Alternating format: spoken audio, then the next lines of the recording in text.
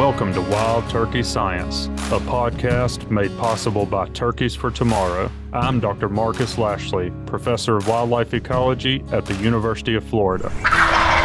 And I'm Dr. Will Goolsby, Professor of Wildlife Ecology and Management at Auburn University.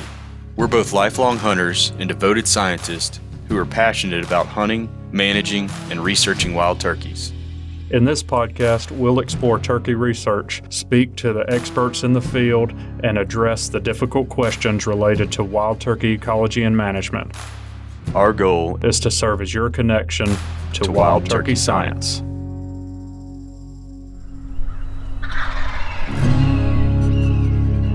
Sits over there real stoic like that. Yeah. Like he's got something profound to say. I was just preparing to give Charlotte the silence that she requested. Oh gosh. Can we have a moment of silence, please? For Ricky's air conditioning unit. That's not running. Ricky, it does look kind of hot in there. You're Well, sweating a little bit. And an hour and a half we're still talking, I'm sure it will be. Yeah. I thought the moment of silence was for Marcus's turkey season so far. Oh my gosh. It's too soon. It's too soon, Will. Yeah. Well, I have had a pretty exciting turkey season, to say the least.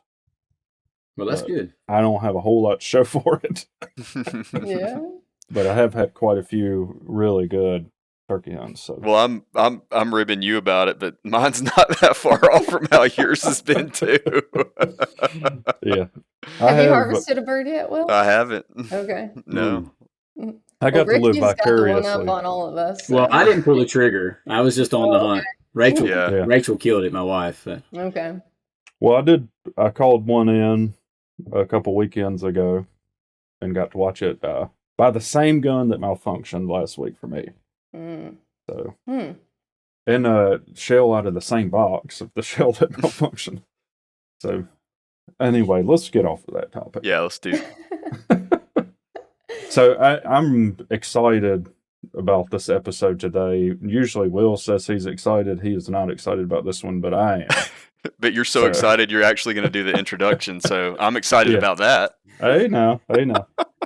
Well, we've been talking about having this episode for a while, because I think it is an important one. It's also something to showcase that you guys have both been working on for a long time, and even before your time, it was something to showcase. And that is the cost share program here in Florida. And today we have Jules Olfault. I'm just going to call you the turkey coordinator for FWC. I know you have other hats that you wear. That works. And then Ricky Lackey, who works for the National Wild Turkey Federation. I think you're a district biologist. Is that right? That's correct. District biologist. So one of the states that you're over is Florida. And I know you guys have been working together for various reasons, but in particular on this cost share program we wanted to talk about today. Yeah. Thanks for having us. Yeah, we're excited to be here. Yeah. Will, can we step up the energy a little bit? I'm just trying to stand out of the way and let y'all talk about your Florida thing. Yeah. Well, I think maybe we could start with can you guys break down what the cost share program is and maybe give us some stats on the impact overall? You know, we can kind of work our way through that. And I ultimately would like to get to the point where we could talk about how can we mimic this elsewhere? Because I think there's a lot of opportunity to expand it to elsewhere. And I know that it already is in some cases, but I think we can help go further. Yeah. For Jules, sure. you want to go? I can give my best stab at it. So, so our wild turkey cost share program in Florida started in 1994, actually. So it's been going on for 31 years in some form or fashion. It's a collaboration between FWC, NWTF, and the Florida Forest Service. And in the last couple of years, we've had additional grant funding from the Fish and Wildlife Foundation of Florida as well.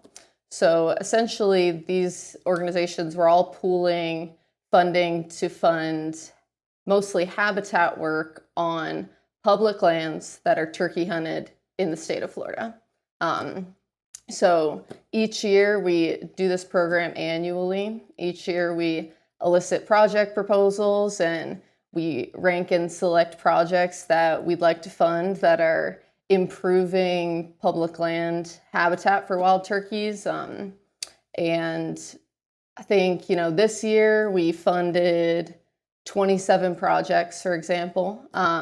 And the funding that the cost share program provided was $471,000. And with in-kind funding, which is, something we consider with every project, how much match funding they're providing, the program value was over $2 million just this year. Okay. So basically you got 3 to 1 on those dollars. Yep. That you also split 3 ways. Yep. So, and, since over the 30 give or take years that this program is run, I think our total funding from the cost share side of it is over $7 million. And the total with in-kind is $22 million. So it's, over the last couple of decades, put some substantial money and effort into land management in Florida. Yeah, that's pretty incredible. So let me make sure that I understand that everybody listening does. So this cost share program is going into habitat management practices being implemented on public land that are accessible to turkey hunters. Exactly. And can you give some examples of practices that might be supported with that, like land management practices? Yeah. Anything and everything that you can think of. I mean, understory herbicide applications, mechanical treatments, mulching, chopping, prescribed fire, invasive species control. In some cases, we've integrated merchandise timber sales where we've been able to do that with State Forest and others, WMAs. So, I mean, everything you can possibly imagine to do, we've done it probably. We used to do a lot of food plot plantings, wildlife opening management. We don't do much of that anymore. We changed the criteria a little bit in our ranking years ago, back around 2012 or so, 2013. And so we wanted to do more landscape type, more meaningful, long lasting projects and habitat work. And so we kind of went away from that and kind of disincentivized it through our ranking criteria. So we don't fund many of those anymore. That's really kind of how this program got started, was just a few $1,000s from both entities, NWTF and FWC fishing, Florida Fish and Game at the time. And they just put together like $5,000 or $6,000 and just did a few food plots on like 3 WMAs. And that's kind of how it got started. I think the first year there was like 6 projects and maybe $15,000. So it really has expanded quite a bit from its inception. Yeah. And Ricky, is this something that NWTF offers to every state, or do you see it replicated in other states, or is the Florida situation a bit unique? I mean, it could certainly work in other states. I wouldn't say it's something that we have offered, but you could certainly utilize the Superfund dollars in that state and match it with a wild turkey permit if that's a source of funding in that state, or other monies. You could certainly put it together and have a similar program, no doubt. Yep. Well, really cool thing to highlight about this program in Florida that, could be mimicked in other states as well, is that we do have a turkey permit in Florida. So every person who turkey hunts in the state of Florida needs to purchase a turkey permit. And the funding that comes from the FWC side is funding generated directly from the sale of turkey permits. And it's getting plugged right back into public lands that folks are turkey hunting on, which is, really great way, in my opinion, for us to be utilizing those dollars that our hunters are putting in. Yeah, that's fantastic. Yeah, and in Florida, Florida's blessed with a lot of public ground. We have a lot of publicly accessed, hunting access in the state. So there's plenty of places to put it on the ground for sure. So in terms of the geographic reach within Florida, I would assume that this kind of being spread out across the range of turkeys? It is from one end to the other. It's kind of organic. We don't really pick and choose or try to distribute it across the map. Thankfully, for the most part, we've had pretty good participation from land managers and multiple agencies from one end to the other, even water management districts and counties. It's in some cases, so it's been a lot of different landowners and agencies been involved with, using the program. Yeah, and that's important to note too that, this isn't restricted to areas that are FWC lead managed areas. This is water management districts, Florida Forest Service, county property, FWC property, U.S. Forest Service. U.S. Forest Service, yep. So lots of different entities are requesting this funding and receiving it. So you were talking about the participation from the land managers, and they could be from any one of multiple agencies. So essentially, the way this is structured, and I know you already talked about this a little bit, but so the land manager has a project in mind that they think would benefit turkeys and they need a little extra money, right? And then they can put in a proposal to you guys, and then your committee, I know you two, and then I guess somebody from the Florida Forest Service rank those and then distribute the funding each year to the ones that rank until you run out of funding for the year. Yes. Yep, Okay. exactly. So, and we'll issue right now, and this has changed throughout the history of the cost share program, but we have a $20,000 cap per project. So folks can request up to $20,000, but that used to be lower, and in the future, hopefully, could be higher. So and that's per year. We do approve multi-year projects, so the project could be for more than that, but it's 20 per year. I gotcha. Yep. And I would assume longer term projects probably rank higher, or at least that would promote practices that they could show they can sustain long term. Yeah, they usually rank pretty good. Yeah. Yep, and that's one of our ranking criteria. Even is what is the longevity of this benefit to the resource. Is it a short term, food plot, or is this prescribed burning? Right. Well, it sounded like a lot of the practices that Ricky said a few minutes ago, a lot of those are trying to get land back in shape so that they can get into a prescribed fire regime, is what it 100%. Sounded like to me. Basically 100% of what active land management, trying to get it into maintenance with fire. Yep. Mm-hmm. Yeah. So I imagine if that's the case, y'all are probably funding a lot of herbicide work. Is that mostly what you're funding? I wouldn't say mostly, but it's a lot of projects every year. Okay. Yeah. We certainly do herbicide, a lot of hardwood control, but mowing, mulching, fire line areas that probably maintenance. have been fire excluded for too long. So you've got to set it back before you can start the burn rotation, like we've talked about a lot of times on here. Yeah, and a lot of Florida, especially, the flatwoods, we do a lot of roller chopping for saw palmetto to try to reduce the coverage of saw palmetto, followed up with fire. Mm-hmm. To do a good bit of that. So maybe y'all can walk us through, the common scenario that leads up to somebody wanting to apply for one of these. Like, what is the situation that they're in, and what is the help they're asking for? Yeah. So, a project kind of that we really love to see is maybe an area where they're working on getting, a particular stand back in maintenance condition. They have the funding to treat like 100 acres, but they need that additional 50 acres. They don't have that. So, like it's just not in the management area's budget for that year. Yes. Mm-hmm. Okay. So they're putting in the in-kind for the work they're already doing, and then we're, maximizing on that by expanding the impact that they're having with that work that they're conducting. Okay. What if it's a capacity issue? Like they just don't have the personnel. Could they contract a burn crew or something to help them get their burning done? Yeah, we pay directly to contractors to these projects all the time. Yeah. Yep, we'll do contract work a lot. Yeah, I guess the same could be said for any of those other practices as well.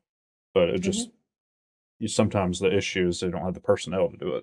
Yeah, that seems like that would be that would be a huge benefit or an asset to a manager that maybe has 2 or 3 staff to manage, tens of thousands of acres.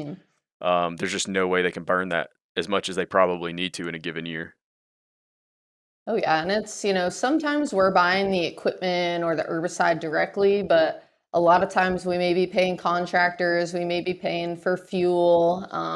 There's, a lot of different ways that we can, those costs that kind of get hidden, you don't think about that we could cover for sure. Mm-hmm.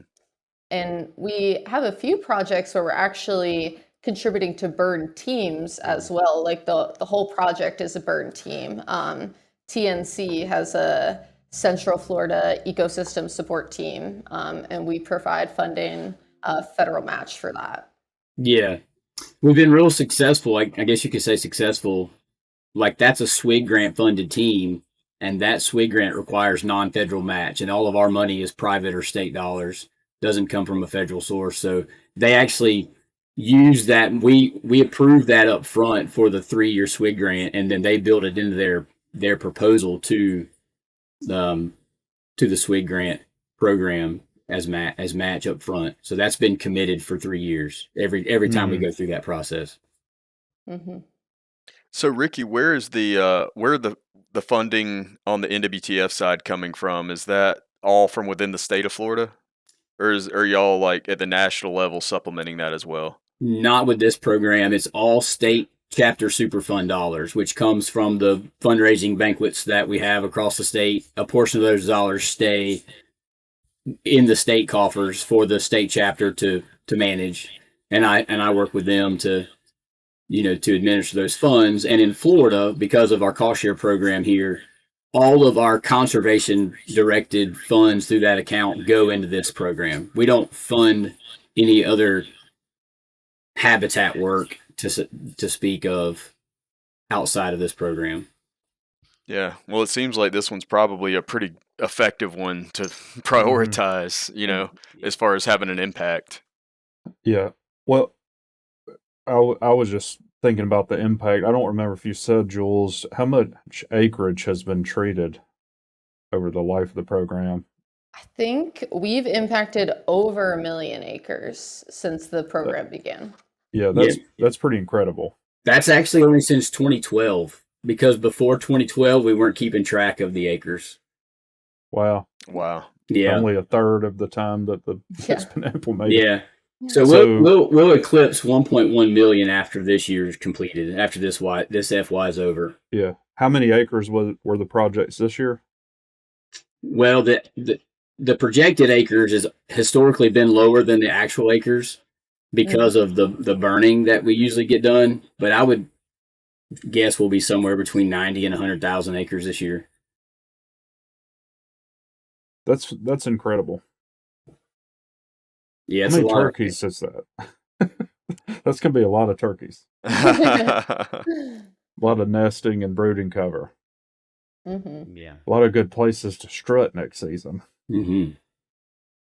Do y'all have any success stories? Like, speaking, Marcus saying that just brought it to mind, like, of some of these areas that have benefited from the cost share program that have gone from,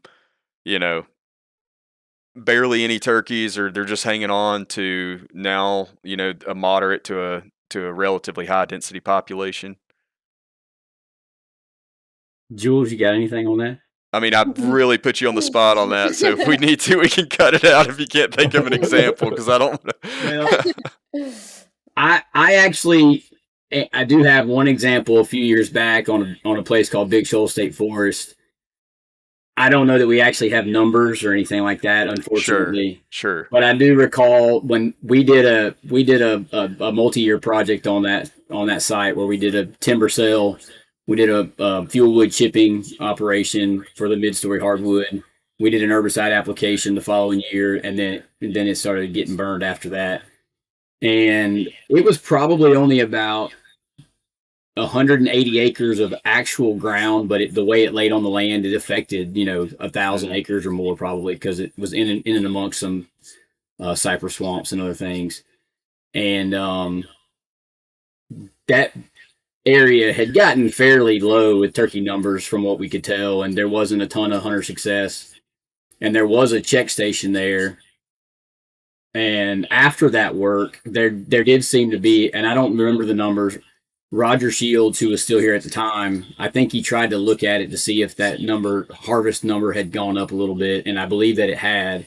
I don't know what the trajectory was long term after that, but I do know that certainly was a benefit to some degree. Yeah. Well, I mean, there's no doubt if from what y'all described so far, if you're taking some of these areas that are, so grown up and dense, and you're, mulching them or roller chopping them and spraying them and then getting them back on a burn rotation. I mean, that's basically gone from non-turkey habitat or non-usable space to usable space. So you would expect a pretty profound response to that. I would hope so. Well, and I can say, the three of us that I'm sure y'all have had other conversations without me involved, but we've talked about trying to come up with a way to evaluate long term the impacts, and one of the projects that we've talked about a couple of times on the air are stemming from those conversations. Right. This long term habitat manipulation project that we want to do is stemming from exactly that. Like, what should we expect to get out of it? We know that it's beneficial for turkeys, but how beneficial, and how does that affect the population over time? It's really difficult to, as you know, Will, to quantify that. But we've got some ideas on how to do that moving forward. And I think that's important information to show other state agencies that, in other states that might be interested in do this, but also to be an example for the private landowners within the state. What can you expect to get if you go do this on your property? Yeah. Yeah, me and I've had conversations about what are we actually accomplishing on the ground for a long time. I mean, I remember we did another similar project on a place called Little River WMA on the Swanee River, and it was beautiful, and there was birds there, and we think we improved the habitat and hopefully the turkey population, but we really have no idea.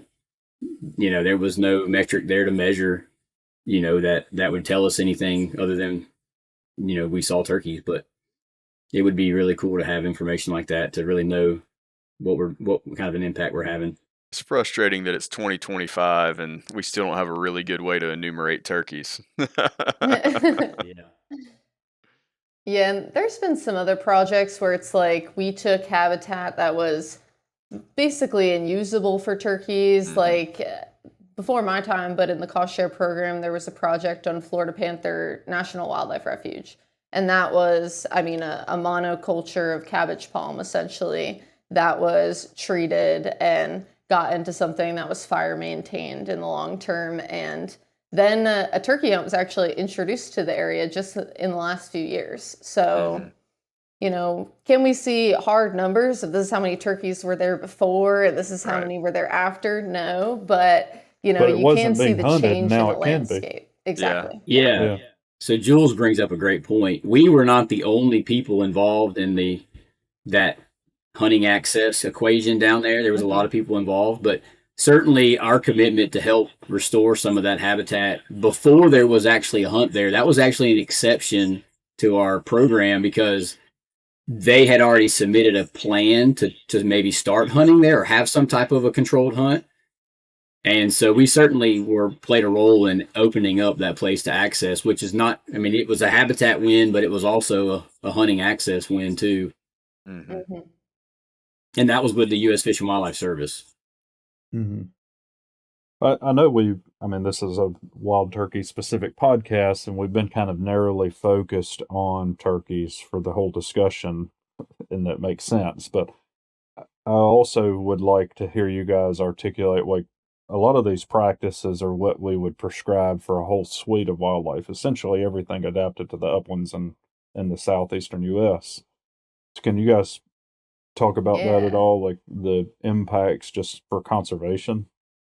Absolutely. And I think that's something that, when we're trying to drum up business, so to speak, for the cost share program, it's not like we need land managers who are turkey specific, even though that's how we think every day. Like we know that our lead area managers have a lot of species and a lot of goals. But the practices that we are funding and promoting, they're helping with RCWs and gopher tortoises and indigo snakes and all of these, really important and species of concern that a lot of our land managers are focused on, even if turkeys might be in the back of their minds. Mm-hmm. Yeah, maybe not Florida scrub jays too much, but other than that. Yeah, we're certainly doing ecosystem management. If it's a longleaf sandhill, we're managing for the longleaf sandhill, and we're going to benefit everything that calls that place home, which just happens to include turkeys, which is good. Yeah. And so, as you can tell, I mean, it's active, man. We are promoting active land management. I mean, whatever we have to do there, we don't shy away from the herbicides if they're necessary, the mulcher if we need it. I mean, we want the place to be restored, whatever that is. And we're really trying to give them this push. If they need a little extra, help to get this area to maintenance condition, that is a prime project that we really want to help. Is we can help y'all get it to the point where you could just run, your fire every 2 years and you're in good condition. Like we want to help them get there so that in the future they're managing, however they want. Yeah. Yeah. So, Ricky, I know you and I have talked about this. You have some other states that you have been working with toward this. Can you talk any about other places that might be trying to mimic this? Yeah. So we implemented a similar program in South Carolina. I guess 2021 was actually the first year we got it going. And it is very similar. We call it something, we call it the South Carolina Habitat Enhancement Program, but it was built off of their new regulations, which included a turkey permit. So it gave them the opportunity to start something which Florida's had in place for a long time with that new turkey permit that hunters had to buy. So we started taking a portion of those funds and started routing, a good majority of our super fund in that state, matching them together. And then me and Jay Cantrell there, and the state coordinator in South Carolina, started a RFP process, and it's fledgling, but it is growing. So more land managers and folks are starting to catch wind of it, and the agencies are starting to utilize it. So a little bit of a slow fall, but we're getting there. Yeah, we actually do. We know have several South Carolina biologists listening, or at least they were in the past. They've told us and reach out to us commonly. Yeah. So that's good to know that that's already accessible to them and it's growing. Yeah, and it's any publicly hunted land in South Carolina is eligible for the pot of money as well. Yeah. Well, are there other states that have something similar that you guys are aware of? Arkansas started a program similar, maybe about the same time we did in South Carolina, but they were using and they may still have it. They have a voluntary habitat stamp. Okay. I'm not sure if they still have that in place or not, but they were utilizing some of those funds, and they were matching it with Superfund there in that state as well. I don't know the status of that program at this point, but I do know that they were doing it at one point, not in the too distant past. Yeah, we are in Florida. I think definitely the largest cost share program by far in the country for turkey. Yeah. So it seems like the biggest barrier to getting this implemented is having a turkey permit or a turkey stamp, right? Like a state would have to have that in order to participate in it, or could they just divert license dollars to this? Go ahead, Jules. I think it would depend just like how the funding in the state is allocated. So in Florida we get money from turkey permits every year, and we can rely on that. But I think it makes it clean for the state. I think they could do it without a permit, but I think that with that permit, it's typically designated dollars for that species, at least to some degree. And I think it just makes it cleaner and easier for them. So I think that's kind of how it's been able to work. It's easier to get it done, but I do think other states could probably do it, with more general funds, I would think. Well, that's what I'm thinking, is because it can be so difficult to pass a turkey permit or a turkey tag system, because you got to go through the whole legislative process and everything like that in most places. So, but hypothetically, if a state wanted to, they could, take their hard license dollars and estimate what proportion of that is coming from turkey hunters and allocate, maybe a subset of that to implementing a cost share program there. If they thought that that was something that was important for them to go ahead and start participating in, maybe while they're working on the back end of trying to get some kind of turkey stamp passed or a turkey permit passed. Does that make sense? Yeah, and we don't allocate the same amount of money every year either. So, if we are putting more money into wild turkey research this year, or more money into, a different management tool that we're working on, then we change the amount of money that goes to the cost share program every year. So it usually falls within the same ballpark, but, NWTF contributes different dollar amount every year as well, based on how much they raised at banquets that year, So it does vary, and it's, what the we need rely is, on it. what the request is. I mean, sometimes that dictates it too. And I can't forget, the Florida Forest Service is also a annual contributing partner to this program, and they contribute significant dollars every year. And that does come from their land management budget. I don't know how they handle it, but it does come basically from their general land management budget. Well, I mean, it's a fantastic way for them to use their budget, because they're leveraging so much other money. They can extend it much further. Todd Knapp, our Florida Forest contact, he's the forest land supervisor, I guess, and he talks all the time how good of a deal it is for them. Yeah. Well, I mean, everybody... He's not shy about it. Everybody puts a piece in the pie in there, and then you get a pie for one piece. Yeah, and he really encourages, the Forest Service folks to apply, because it's really, and I think, sometimes it, may seem confusing or easier to just pass up, but it is like a really good opportunity. If you're a land manager, you're already doing management. Let us do a little more for you. It's free money. We're giving it out. In the Florida Forest Service, it's over 1 million acre system. So a lot of hunting is happening on those state forests in Florida, in big places.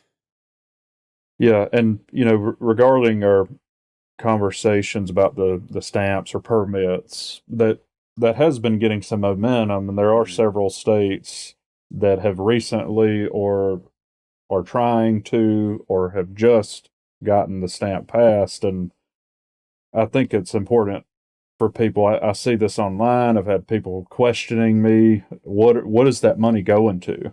So, for example, Mississippi just got theirs passed recently. This past legislative process, and there's been a lot of online chatter and a lot of people asking me, well, what are they going to do with that? Like, I'm giving my money, but why should I care? And I went and looked at their budget, and I've also talked to some of the people, and part of those funds are allocated, or they're intending to allocate, to conservation, which would include something like this, where they're actually putting money back into land management for turkeys, habitat management for turkeys, which then benefits all sorts of species, because most of the species of concern, cohabitate and need very similar things in some cases to wild turkeys. So, I wanted to make that point. You're seeing steam get behind some of these initiatives in different states, and in the case of Mississippi, it was just successful. And that is a really important mechanism for us to utilize to develop a program like this, which clearly, in the case of Florida, has been pretty impactful over a large landscape for a long time. Yep. And that's why it's important to us to also, focus on lands that are turkey hunted, because the turkey hunters are the ones that are putting the skin in the game here. And we, our wild turkey management program budget, we do put it towards other, wild turkey activities. We put it towards research. We put it towards other monitoring. But the cost share program is the majority of the funds every year are going directly into the cost share program. We certainly have no issue showing folks where the money's going in Florida for sure. Mm-hmm. It's actually pretty staggering to most folks. Because I mean, even like with our membership base, we hear it all the time. Where's our money going? And in Florida, it's sad to say, as long as we've been doing this, that there's still people out there that have no idea. So we got to figure out a better way to get it out to the masses. But when you show them what we've been doing or what we've done and what we're doing, it usually gets their attention pretty quick. Maybe you should go on a podcast to talk about it, Ricky. Yeah, that might be a good idea. I know a guy. You're off. Idea. Yeah, that's what we're here for, to provide a platform. Marcus, I think to build on your point, I mean, I think it's also really valuable how, permits or stamps let us count turkey hunters. Yeah. And how powerful and impactful that can be within a state agency. For the biologists like Jules that would want to advocate towards, devoting more personnel time or more funding towards that species. Now, she's got the ability, she's armed with that information to justify that to the decision makers that she has to, present it to. So I think that's super valuable. Yeah. I think that's a good point. And, I'm sitting here because, the Mississippi one is close to home because it just happened. So you're getting to see the real-time reactions of people. Right. And I've seen a lot of things where people are, maybe this is because of social media, but they seem to be pretty negative about it. There are a lot of people. And I'm sitting here like, how could you not support this? Like, we've got all this mechanism built into place where everybody chips in a little bit and then it gets reallocated back into the resource that has this broad-reaching positive effect. Marcus, do you remember the dollar amounts for the permit in Mississippi? In terms of what a hunter would pay? Yeah. No, I don't right off the top of my head, but it seemed like it was $10 per resident. And I think it's $100 for the non-resident. Yeah. I think the complaints that I've heard on the permits, whether it be new or old, is the amount of the out-of-state, the non-resident license. Yeah, it's $10 for residents and $100 for non. Yeah. Yeah. Ours is $10 for residents and $125 for non-residents. Yeah. Yeah. I can't remember what it was, but I had to buy one for the first time this year in South Carolina. And I can't remember. I'm sure, Ricky, you know what it was. But when I saw that, when it popped up, it's been several years since I hunted there. So this was my first time having to, because it just passed this year, right? Is this the first year? 2019 was when it passed, or 2019 or 2020. Yeah, I think the last time I hunted there was like 17 prior to this year. But anyway, when I saw it on there, it was an additional expense. But the way that I viewed it is, it's exciting to me to see funding going not just to like the general big game program, because I feel like that's how it often, is set up in most states. So yeah, I mean, I was okay with it. I mean, it's an additional hit, but if you know that the program is being administered well, and I know that you're involved in it, so I'm rest assured that you're going to be stewarding those funds towards turkey habitat. It makes me feel good inside. Well, and I'll add one thing. I see people, and I can understand to some degree. And Jules, I'm not speaking for you here. I know you work for the state. You're good. Well, some people are like, the other ways that funding go into the agency, sometimes it's not real clear how that's getting allocated. But this example is a really good one where those funds are going to this stuff that's going back into the resource. Yep. Right? And That's a real clear line. Yep. Mm-hmm. And I think that's important that people that care about turkeys and turkey hunting know, or, can appreciate, hopefully, if you go and look at that direct line, like those dollars are going right back into the resource, and it's really obvious. It's not getting distributed all over the place, where it's hard to understand how your money's being used. Yep, it is very clear. The only money not being spent annually is the multi-year projects where we've allocated it for the next year too. It's already part of a project. That's that's the only way that it's not being spent the following year. Yeah. Well, I Yeah. mean, to me, that makes a lot of sense. Sometimes I feel like that's like my major job duty is how can we take this money and do good for the turkeys, do good for the turkey hunters, like that's the goal, is get the biggest bang for every turkey permit dollar that was spent. And that's what we're trying to do here. So, Yeah. Well, all of us in here know a lot of other people in similar roles across a lot of states, and I would say that's ubiquitously the case. Everybody is trying to figure out how to take the funding that they have and make the biggest positive impact they can on the resource, and the primary constituent that they're interested in are the turkey hunters. So, that is coming into the equation, trying to make sure that they have a great experience and want to keep coming back. yep. And it's benefiting, all the other recreational users too. It's benefiting all the other hunters because, we don't care about it's that. broad scale, but, Well, maybe they could buy a turkey permit. They don't have to go turkey hunt. Yeah. You can still buy a permit and help,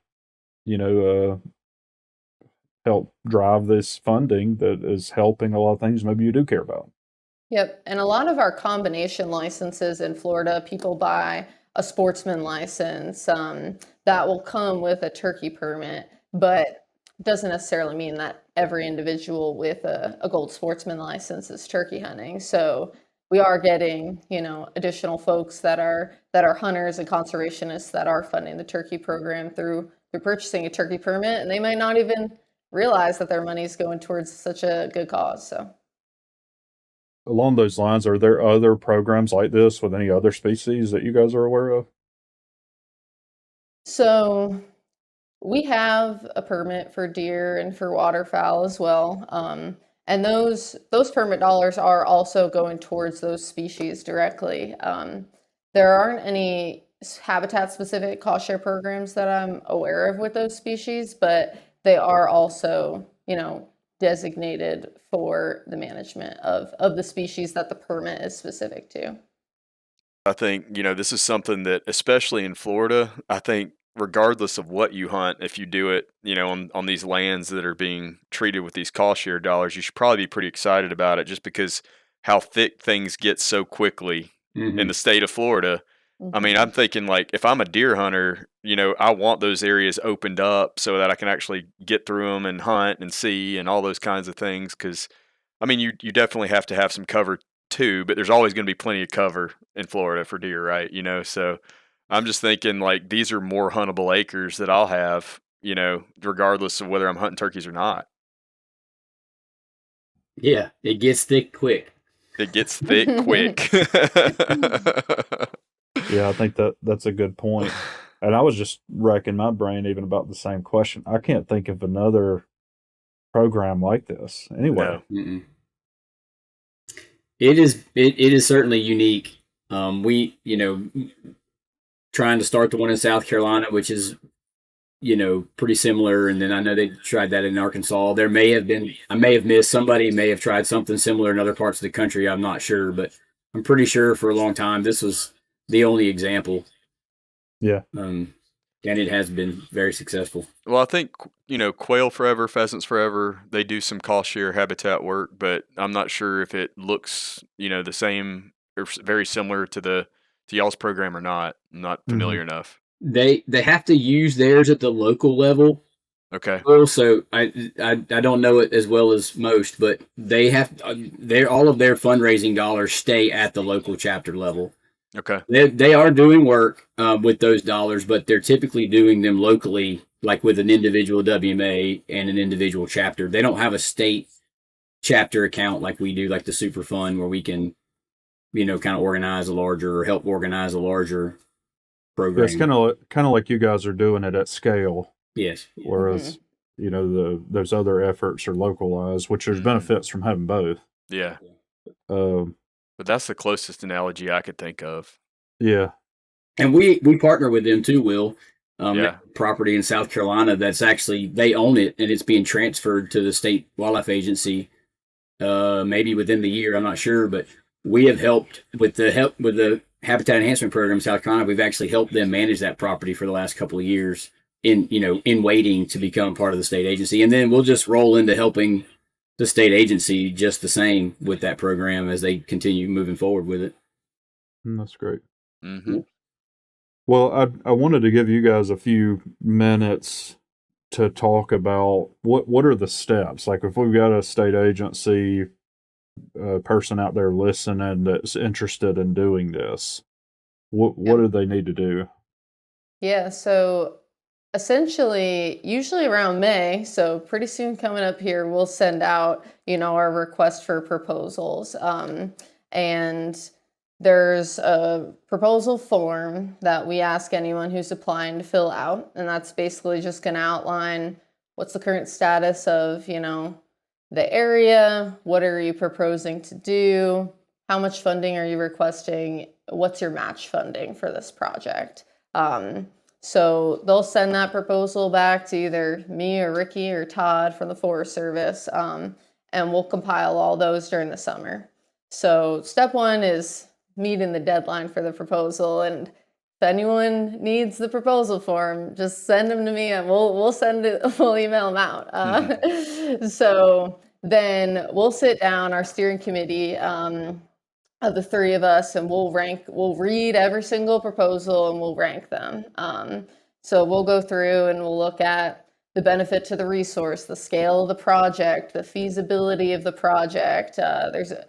And any state who is mimicking this can create whatever criteria they want for how to say what project is, more valuable than another. But we'll rank every single project. It's a fun little day of us all hanging out, talking about habitat work for a lot of hours. Yeah, turns into a long day.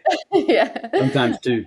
But and then we'll come up with our, basically our projects ranked number one all the way down. And then we'll take all the funding we have available and we'll fund the top projects that we have available funding for.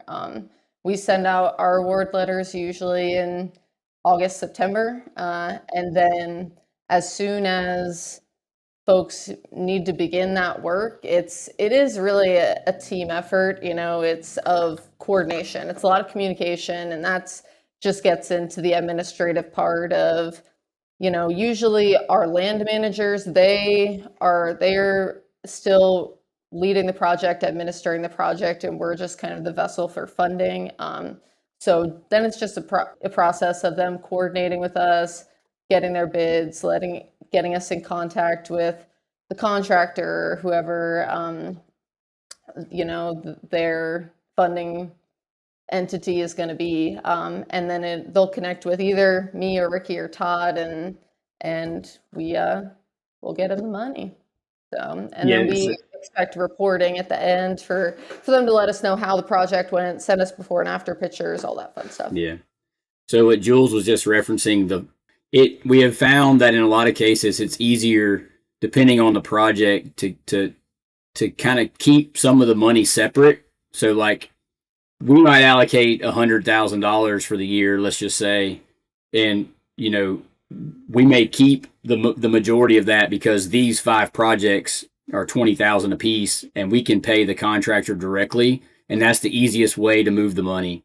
It can get real complicated trying to move money between agencies, or even between agency and organizations like us. Sometimes, like we have to give it to the foundation, and the foundation's got to route it into her account. So it can get complicated in a hurry.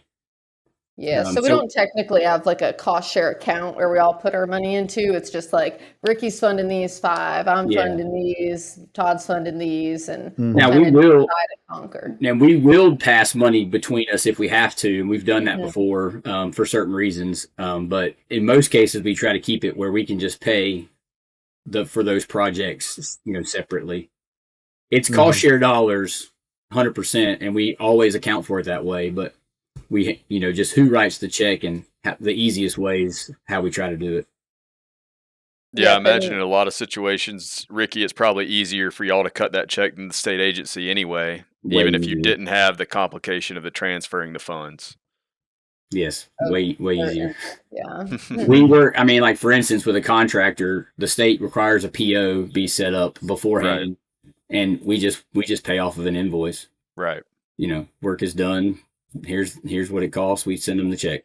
Right. I got a feeling a bunch of state agency biologists kind of perked up when you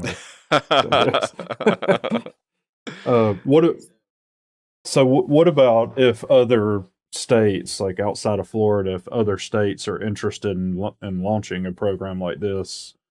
What about from that perspective? Is there anything you guys would recommend to them in their journey to start this kind of program? I would say most state agencies have probably heard about this program, like from the working group meetings and some other meetings that, professional meetings that we've had through the years. So they probably at least know a little bit about it, but the details, I'm sure most folks haven't, looked into. Yeah, I think, getting this system off the ground and running is the biggest hurdle to starting it, is figuring out and just getting the word out. Like, we even struggle sometimes with, we know there's folks on the ground that could use this funding, but FWC is a huge agency, and we're not just working internally too. We're working with water management districts and the Forest Service and the U.S. Forest Service, and getting the word out to everyone is one of the biggest hurdles. So I think that having this, three-way partnership of FWC, NWTF, and the Florida Forest Service is really helpful. I think that it would definitely be possible for just a state agency with a turkey stamp to do it on their own. But, there's a lot of, administrative kind of woes that come with running this program, and having a team to get the word out, to work through all of these things is super helpful. So I think, working with your partners and establishing some kind of, agreed upon goal and scope of, this is the kind of management that we would like to fund. We have our own ranking process, which we'd be happy to share with other, agencies who are interested. This is how we do it. But deciding, what projects you're prioritizing and then getting the word out are going to be the first steps. And then you just have to keep up with all the flow of the money and administer and make sure all the projects are on time. Our land managers are the real, they're the real winners out there on the ground, like getting this work done. So just coordinating with all of them is a big aspect of it. Yeah. Yeah. What you made me think of one other thing. Is there any? I know you guys have that three-way share between agencies and NGO, I guess. But is there any reason why other agencies couldn't participate in it, or other NGOs? Because there's, like we've talked about, there's a lot of aligned interest, for the kind of work that's being done. So I was just curious if maybe there's other ways to bring in partners to take the money even farther. Well, we do get the Florida Fish and Wildlife Foundation grant, which I've been writing for that since COVID. Actually, David Nicholson, who was in the Florida position at that time, was the first one to actually write for it, and we've been getting funding from them as well ever since. It's been underwriting basically one project a year, which is good. That's substantial. A lot of those other agencies have all been involved in utilizing the program through the years. TNC, another NGO, has been involved, but haven't really had any other pots of money come into the fold as part, officially as part of the organization, or not organization, but of the program. I would say Florida Forest Service years ago, NWTF had an agreement with FWC to do work and then the Florida Forest Service to do work. And they were almost running like two different cost share programs separately. And about 2014, Roger Shields and I was like, this doesn't make any sense. We're working with each other, but not together. So we pitched it to the state forester at the time, Jim Carls, to just put it all together and have, a more robust program. And that's how they became, it kind of became one larger program, which has been incredibly beneficial. Well, I was just thinking, if we're trying to stand this up in a different state, maybe they have a different relationship with some players that could be involved. 100%. Or like the Wildlife Federation in the state or whatever. Yeah, the funding, changes for us year to year. So, having our 3 consistent partners is really helpful. But if there's, an organization that wants to throw money in the pot one year, then, we won't say no. It's all good stuff. Was there anything y'all wanted to share that we are expected to share that we haven't gotten to? Look at my notes. Jules has pages of notes. I don't have I'm flipping them over here. She was like, I got all these facts and figures I thought they were going to quiz me on. Well, and the other thing, Jules, I know some of the stuff is available online and we can link it, but also for folks who are watching on YouTube, if they're this far in the episode, they probably already know this, but we can cut in a lot of the figures and things that you guys have mentioned. Yeah. And we create like a fun little flyer every year that has, all of a map that shows all of the areas that we're working on that year and a list of all our projects. So, that could be really cool to look through. Cutting in some before after photos, even if you guys have some that we've got some of those. Got those too. Yeah, that'd be cool. Yeah, we do. Yeah, I think, we hit most of the main points. Like, bottom line is it's been, 30 years in running of taking turkey hunters' money and putting it right back into the land and into the resource, and we want to keep doing that. So yeah, it's been wildly successful, I would say, by anybody's measure. It's been a pleasure working on it. It's real simple, really. We keep it pretty simple. Like, it's not many people involved, and we try not to make it difficult for the folks that are applying for it. It's pretty, we try to make that easy for them. It's a short RFP. We don't ask for a ton. We're not looking for a 15-page report, those kind of things. So, we try to make it, as simple as we can. Yeah, and I think at the end of the day, the thing that I really like about this program is that it's the folks that are putting the habitat on the ground that are asking for it and telling you what they need instead of a decision being made, really high up administratively from a 30,000 foot view. These are guys that are down there in it and they see it. And I've, just over the years of being in this field, I've known so many biologists and WMA managers that know what needs to be done on their area and just don't have the funding to do it. And this is the mechanism to solve that problem. Yeah. And we'll go out with a land manager that, wants to, I don't know, either learn more or has questions about something. We've gone out in the field throughout the years, countless times, and met with them and actually helped them develop the project, something that they wanted to try to do, and try to help them put it together, explain a little bit more about how they can utilize the funding and that sort. So, yeah, we definitely love to get out there and the land managers, that's who really makes it happen. They're out there wanting to do more, and hopefully we can help them do it with what little bit we got.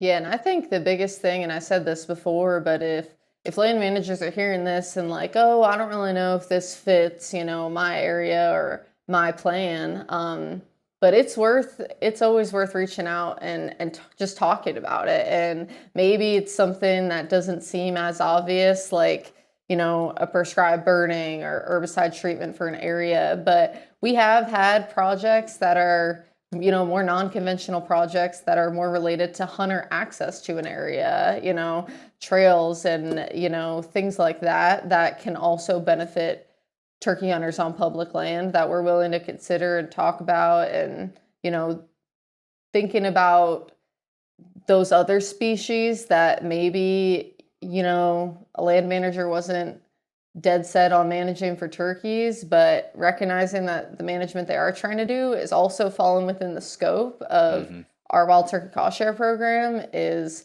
really important, and something that, I hope folks will think about as well. Nice.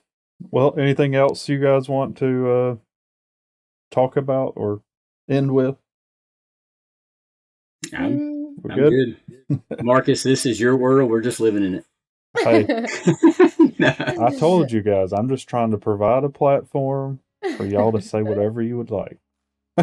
No, we appreciate it. Yeah. Well, like I said, we've been talking about trying to do something to help spread the word on this. I think it's a really awesome program. It's clearly been very impactful for a long time, and we want to help. So we appreciate y'all coming on here to talk about it. Appreciate the work that you're doing on it, and appreciate everybody out there listening. Supporting these kinds of initiatives in your state obviously is a really important part of this to help, build this kind of program elsewhere. So thanks everybody for listening. Thank you guys for coming. Hopefully you'll get after a turkey again. I know Jules is sad because it closed already. I was going to say turkey season ended in Florida yesterday. It was a good season. I hope everyone had better luck than I did. But well, you do have some other opportunities opportunities. Yeah, you got some out-of-state hunting. I think coming up. So Pennsylvania, here I come. Nice. Yeah, good for you. So I'm still waiting on an invitation to Georgia, but don't know anybody yet. Ricky. Me too, Ricky, actually. Here we go. Now. Put him on the spot. Next year. I'm stoked. I'm hunting Georgia this week, actually. So not in your neck of the woods, Ricky, but looking forward to that. Yeah. Yeah. It'll be good. Yeah, I wouldn't count me out just yet, but sad to see the Florida season go. Yeah. All right. Thanks, guys. Thank y'all. Appreciate it. Wild Turkey Science is part of the Natural Resources University podcast network and is made possible by Turkeys for Tomorrow, a grassroots organization dedicated to the wild turkey. To learn more about TFT, check out turkeysfortomorrow.org.